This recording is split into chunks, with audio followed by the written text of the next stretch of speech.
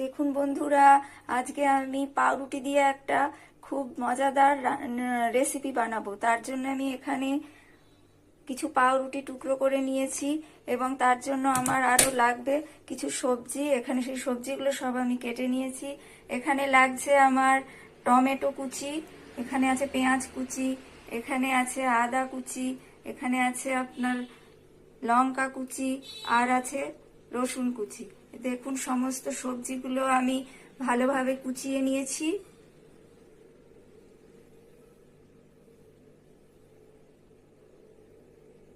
আর এখানে পাউরুটিগুলোকে আমি সব টুকরো করে নিয়েছি।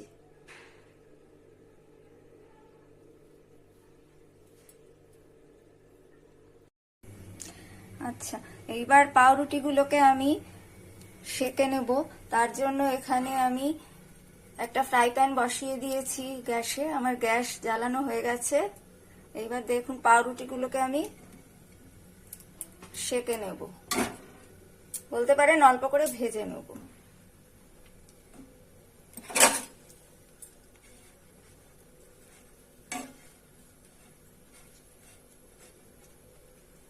এপিট ওপিট আমি অল্প করে পাউরুটিগুলোকে ভেজে নেব।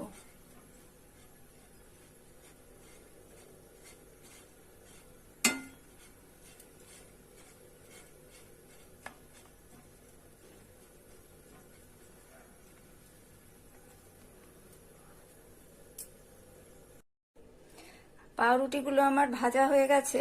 এবার আমি পাউরুটিগুলোকে পাত্রে নামিয়ে নেব এবং রান্নাটা কিন্তু আমি কড়াইতে করব। এখন আমি কড়াই বসাবো, পাউরুটিগুলোকে আমি নামিয়ে নিচ্ছি। কড়াইতে আমার তেল দেওয়া হয়ে গেছে, সামান্য বাটার দিয়েছি আমি। তেলটা গরম হয়ে গেছে। এবার আমি একে একে কাটা মশলাগুলো দিয়ে দেবো।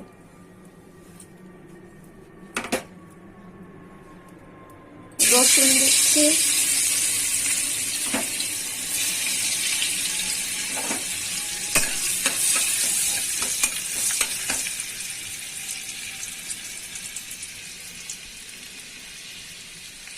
পেঁয়াজ দিচ্ছি,